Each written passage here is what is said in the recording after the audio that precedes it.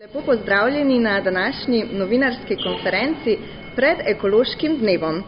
23. september je bil kot dan ekološkega kmetijstva Evropske unije prepoznan leta 2021 med slovenskim predsedovanjem Svetu Evropske unije. Na današnji novinarski konferenci bosta sodelovala ministrica za kmetijstvo, gozdarstvo in prehrano gospa Mateja Čalušić in župan mestne občine Ljubljana, gospod Zoran Janković. Sedaj za nekaj uvodnih besed, kodro najprej vabim ministrico gospo Čalušić. Hvala lepa, lepo pozdravljeni predstavniki medijev, še poseben pozdrav županu mestne občine Ljubljana. Jaz se res izredno zahvaljujem, da ste se udeležili današnje novinarske konference, kjer bomo na kratko uvodoma napovedali skupno sodelovanje za prihodnost mestne občine Ljubljana in Ministrstvo za kmetijstvo, kjer se pričenja izvedba 3 ekoloških tržnic, ravno tako kot je bilo napovedano, obeležujemo pa z prvim dogodkom v ponedeljek, kjer je ravno napovedan ekološki dan Evropske unije.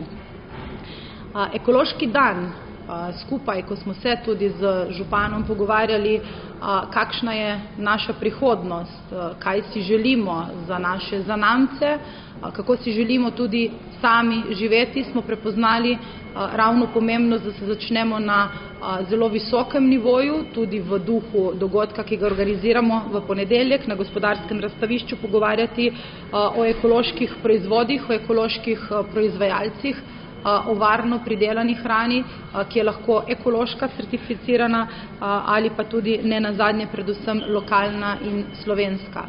Krepitev zelenih verig, krepitev lokalnih kratkih verig je tudi v odnosu nekakšnega prilagajanja podnebnim spremembam, bistveno manjše obremenitve samega okolja, tudi z logistiko in z samim transportom prehrane, kjer tudi skozi kratko dobavno pot pokažemo spoštovanje do samega okolja.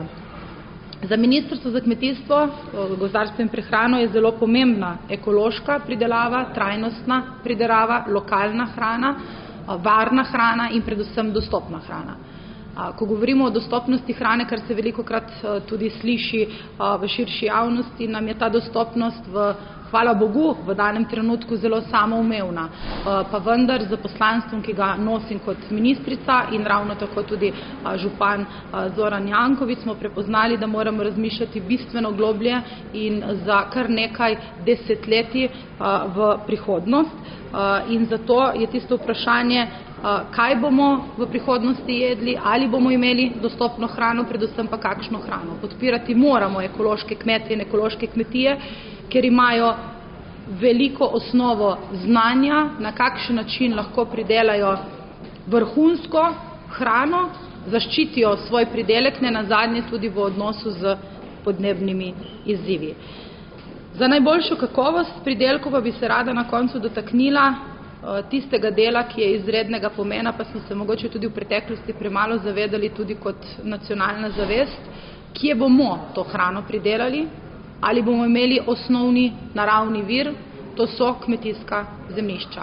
V zadnjih desetletjih smo kar veliko kmetijskih zemljišč izgubili, trend upadanja in izgubljanja, morda tudi poseljenosti in pozidanosti kmetijskih zemljišč se nadaljuje, predvsem pa menim, da moramo zavedanje ohranjanja oziroma trajno varovanja kmetijskih zemljišč moramo vsi skupaj ozavestiti, se poenotiti, prevzeti skupno stališče kot država, bodisi kot vlada, bodisi tudi kot lokalne skupnosti, kaj so naše prioritete.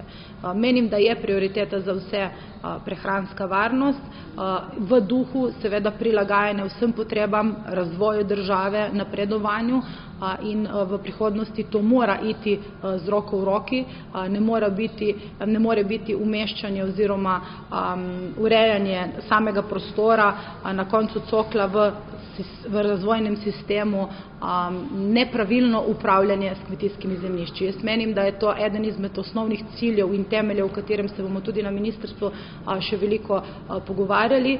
Osnovni neobnovljiv naravni vir. Ko kmetijsko zemljišče pozidamo ali ga nekako degradiramo, nikoli več ne moremo vzpostaviti naravnega ekosistema, kjer bomo lahko čez 10, 20 ali pa 30 let pridelali to našo ekološko, lokalno in predvsem zelo dobro slovensko hrano. Jaz vas ob zaključku mojega nagovora resnično vabim v ponedeljek na ekološki dan, ekotržnico na Gospodarskem razstavišču, kjer bomo imeli priložnost otvoriti dogodek. Prisotnih bo 20 pridelovalcev, ostale programe vas bodo tudi skozi socialna omrežja obvestili in informiranja tudi naši sodelavci. Dogajanje bo prijetno, dogajanje bo zanimivo, predvsem bomo dvigovali zavest, kakšen odnos imamo s hrano in ali se res zavedamo, da lahko jutri ali pa čez nekaj desetletij ta hrana, ki je danes dostopna na vsaki polici, morda ne bo nikoli več tako zelo samoumevna. Jaz se zahvaljujem za vašo pozornost, predam besedo mojemu častnemu gostu, gospodu Zoranu Jankoviću. Izvolite. Dan želim najprej čestitke ministrici na kratko predstavljeni viziji. Moram priznati, da sem prišel nazaj 5 minut, nisva potrebovala se usklajevati, kaj bo govorila, pa bom potegnil paralele, mogoče bila taka dijakinja pri nas, ne pa je pohvala. Pred več kot 20-25 leti smo v Mercatorju začeli s tem projektom dati prednost na policah domačemu proizvajalcu.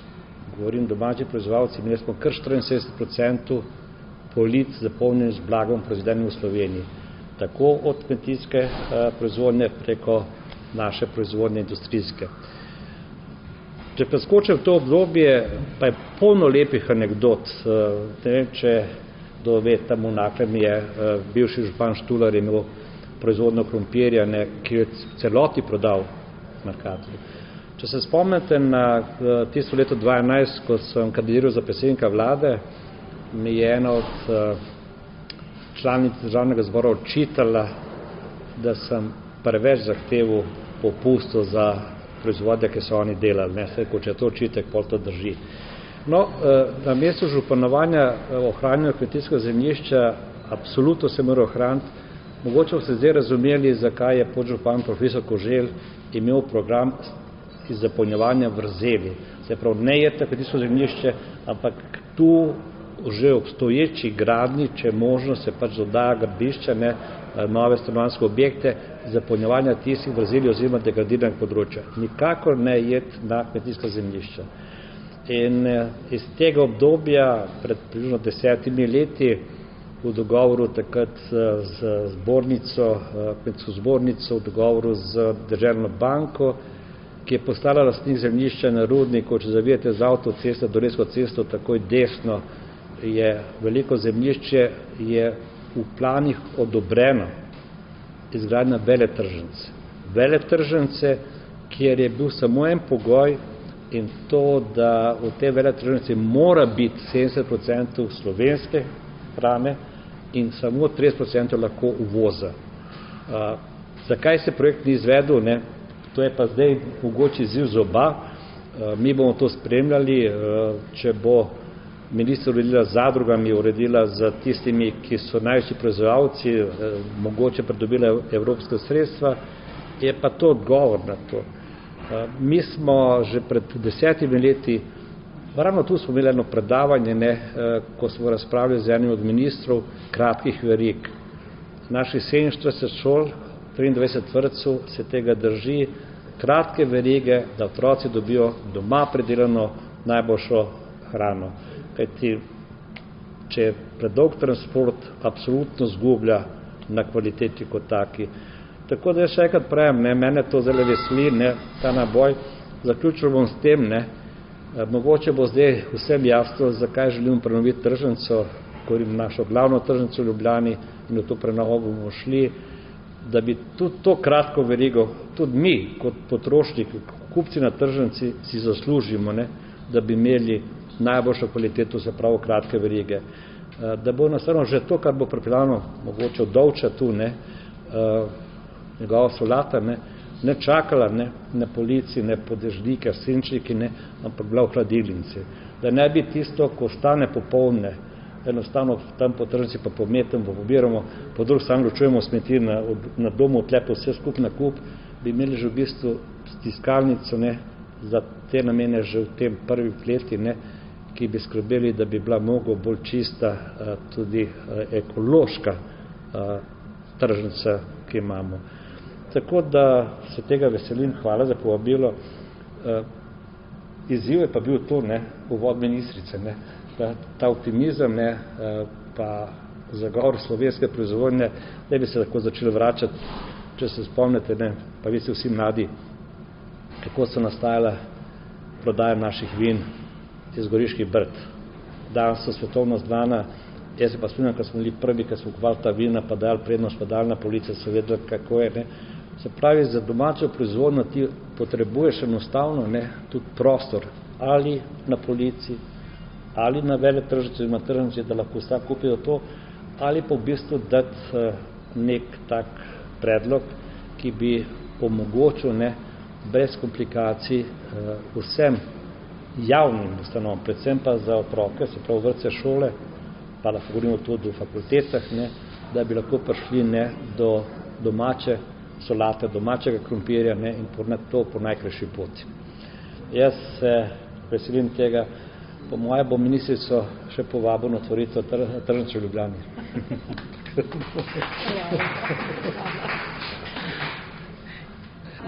Dubo sem pa, tako da boste vedeli, lahko pokažem, kaj sem dubo, ne, tako da ni treba odgibati od kje, ne, ker veste, kje se obirajo, ne, tako da je cekar je odličen, ne, tako da je, ne. Zdaj na tržnico. Pa. Ne? Ja, jaz imam pa še eno vprašanje, če lahko je nekaj bolj za Slovenija. Gospod Jankovič, vemo, da je to tudi precej težko vprašanje, kako zagotoviti več ekoloških živil v javne zavode. Vi ste rekli, se zavzemate za to, da pridejo domače, lokalne, ampak tudi vprašanje ekoloških, ker smo ravno na dan ekološke hrane. Kaj pa lahko občine same naredite, ali pa župani, da bi prišlo več prav ekoloških živil, seveda razumeti, se razume, ampak še ekoloških v šole, vrtce, vse javne zavode? Da prednost zakupijo, ne, to je v bistvu, ne, zdaj, me bo spet citiral, bo neko, jaz si ne znam predstavljati, da moram jesti čebuljo iz Kitajske. In če je to, da hočem imeti v šolah po vrtcih ne, zdravo prehrano, potem je sam treba napisati, da jasno, ti moraš imeti javno naročilo, to je vedno problem, ne. Ampak da ima v bistvu dva cenika sta, ena ekološka cenika, po moje Evropske unije ne moraš napisati, mora biti iz občine Medvode, ne, ampak lahko pa napišeš, da mora biti živilo ekološko. Veste, to je zgodba, ki se spomnim, ko smo upravljali Mercator blagovno znamko. Spet je 15 let nazaj, rekel, ok, to je super, kaj bi, dajmo sir najprej, dajmo sir najprej. In so prišli s ponudbo, da bi ga delali v Avstriji. Še dokler ga ne bo delal iz Slovenije, pač ga ne bo imeli. Ne. In smo iskali toliko časa, a naše krave tam nad Bovcem ne, niso ekološke. V čem je razlika? Mi smo sebe podcenjevali, jaz mislim, samo ta pogum mora imeti, tu bo treba pač v teh javnih odločitev sprejeti, ne. Da, mora biti javni razpis, mora biti izbor, bom rekel, ne cena, imeti vpliv, ne, ampak potem pa ne napišejo, ne, da 50% pri izboru cena, 50% pa kvaliteta, ki se loči v tem ekološka, kratka razdalja, ne, se pravi, ne. En slogan je bil, ne, ki sem ga jaz povzel, ne, ni moj slogan, našega direktorja iz Kočevja kmetijstva, ne, od njive do mize. Od njive do mize. Ok, čez kuhno mora jeti, ne. Pak smisel je to, domača jabolka. In jaz sem, sicer smo si različni, ne, ampak to, kar uvažamo, ne, pa spet ne narobe, ful lepo zgleda za pogledati. Pa ko enkrat jabolko grizneš, ne, če so pa jabolko je domače, tako ga prepoznaš. Ne. Tako da jaz mislim, da se da to hitro narediti, ne, pa spet dati prednost, ne, tudi po moji logiki, ne, zdaj pri oddaji teh naših njiv, zdaj se potekamo v področje ministrstva, pa nočem, ne, bi lahko dali prednost tistemu, ki ima ekološko proizvodnjo. mi verjetno ne narobe zastopiti s koruzo, ne moramo tekmovati Evropi, pa ne vem, v Ukrajini, ampak z našim sadjem, zelenjavo, grozdjem, po moje bi morali imeti 70% domače proizvodnje na naših policah posod. In je zanimivo to, če zdaj gledate, recimo, moj prijatelj Mervič, dolgoletni direktor Špara, za njega sem rekel, da je edini, ki se lahko pogovarja o trgovini. On promovira zdaj, pa ne samo on, domače slovensko. Zdaj so te tuje verige prevzeli to, da propagirajo domače slovensko. Jaz mislim, da samo majhna spremna zakonodaje oziroma pravilnikov nam to omogoča. Jaz sem minister mislila tako, kaj občine same lahko pomagajo javnim zavodom, morda s kakšnimi skupnimi naročili, za celo občino, kaj takšnega. A bo se zdaj napisala, podprla združevanje naših vrtcev. To je tipičen primer, kaj lahko delamo. Mi to že delamo zdaj, ampak zdaj v bistvu lahko to delamo, ker ta navodila naši imajo. To pomeni, da moramo zdaj za vsak vrtcev delati, ampak ta skupna naročila, mi bomo do tega prišli. Dejstvo, naročati, ta zmedce, konec koncev, 23 vrtcev ne more kupovati solato sam prejemno, ker ga enostavno nima take proizvodnje. Se pa lahko dogovorimo, da poštemo še tu znotraj občine ali pa bo neko ljubljansko urbane regije bližino od proizvodnje. Dolčne gre v šolo za Bežgano, sem si izmislil zdaj primer. In z druge strani, recimo z Grosuplja, ne gre na Rudnik v šolo. Tako da pravim, rabimo samo to mogoče, da gač pa to delamo. Absolutno vabimo. Sam se mora tudi naši javiti. Veste, objektivno pa tako velikem naročilu ne dobijo tisto ceno, kad dobi na trgu. Pričemer na tržnici, mu blago stane, ker nima kaj z ne početi, ne more ga držati. Solato ne more prijeti naslednji dan isto, mora stran držati. Pri nas tega ni. Pri nas pač enostavno stalna proizvodnja, vsak dan vemo, koliko otroke v kakšnem vrtcu. Da sem pri vrtcih. Ja. Lahko še eno vprašanje za ministrstvo mogoče. Splošno bi imela, kako ministrstvo podpira, spodbuja proizvodno, zdaj govorimo o proizvodnji ekoloških. A se lahko sam poslovim? Ja. Zame nimate več, mislim, da sem... Ne. Hvala. Hvala. Za vse v ponedeljek, da se vidimo. Jaz svoj ceker vzame lahko, Ja, ta ni bil sam za pokazati. Ne, ta je prosto domov. Ga bomo zdaj odprl kljub pisarni. Ja, to je zdrav prigrizek. Dio, hvala. Ministrstvo kako podpira bodi si ekološko pridelavo? Ja. Na kakšen način? Skozi... Ekološko pridelavo na poljih, na razdelih in pa seveda tudi prodajo in pa dostopnost.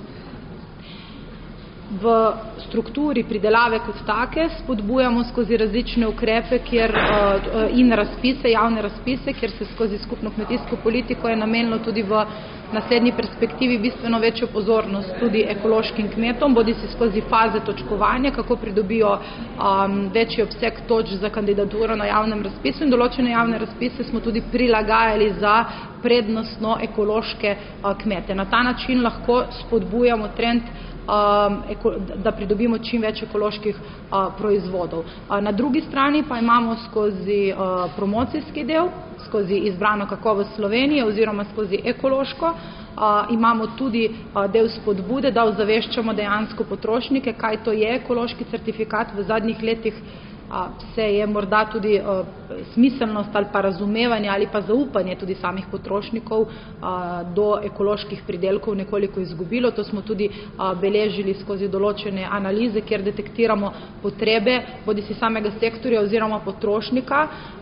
Številke, podatki kažejo, da relativno visok odstotek potrošnikov prepoznajo ekološki certifikat, ne nazadnje se pa 15% odloči za nakup ekoloških ekološkega proizvoda ali pa celo na letni ravni, koliko smo pripravljeni kot Slovenci potrošiti za ekološke izdelke, je to v povprečju 70 evrov na leto.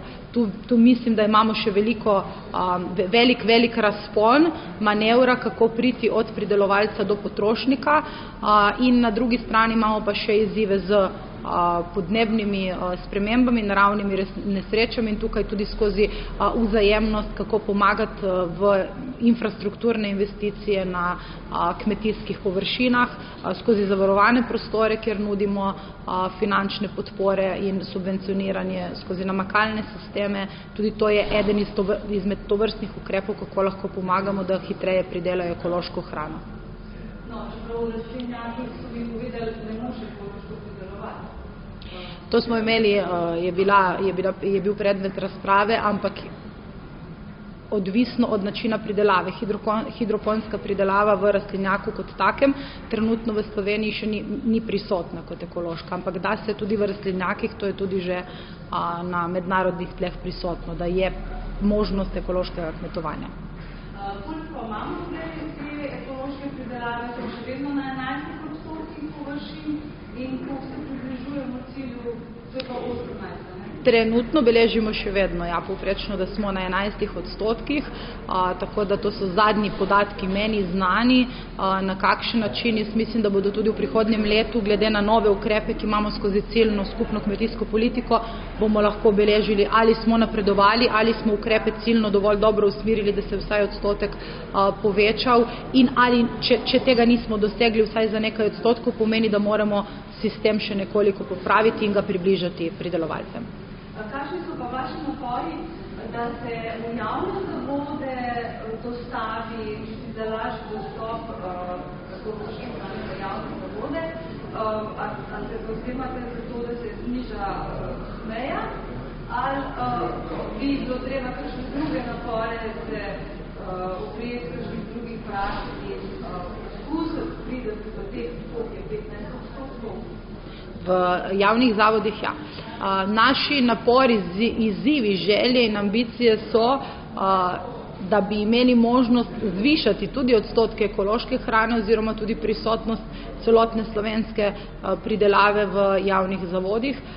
Trenutno smo v fazi ugotavljanja v celotnem procesu, to, kar je tudi prej župan povedal, morda kakšna minorna korekcija skozi zakonodajni proces, do te faze, ko smo začeli raziskovati, zakaj je toliko manj hrane v javnih zavodih ali pa premalo slovenske hrane tudi v odnosu do ekološke, pa ugotavljamo, da že v osnovnem segmentu, kar se našega resorja tiče, v povezovanju močnih verig, se pravi pridelovalcev, ki bodo lahko nudili dovoljšno količino ob določenem javnem naročilu, javnemu zavodu ali pa več njim, je ta del pomanjkanja povezovanja pridelovalcev. Tukaj se intenzivno vključujemo, kako bi lahko še to dodatno vzpodbudili.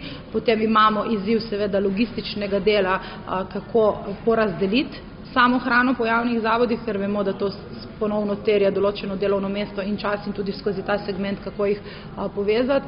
Menim, da okolikor bo konsens, da zagotovimo več slovenske hrane v javne zavode, bo potrebno zagotoviti tudi nekaj več v proračun samih občin, koliko namenimo za posamezen obrok, ker vemo, da je potem to tudi povezano za samo ceno. Kar je pa zame ključno in predvsem z ministrskega vidika za kmetijstvo gledano, je, da pridelovalci velikokrat se ne odločajo za se vključiti v sistem javnega naročanja in zagotavljanja hrane v javne zavode, zato ker nimajo zagotovljene stabilnosti ali pa varnosti oziroma na dolgi rok potreb, ki jih bodo javni zavodi potrebovali glede naročil. In tukaj mislim, da je samo morda človeški faktor, kako povezati dva sistema med sebojno, tako da niti ni tako velik izziv, kar se tiče zakonodajnih sprememb, ampak samo dva sistema postaviti v eno celoto. Se pravi, ne bo predlagati nobene spremembe? Ne. Ok.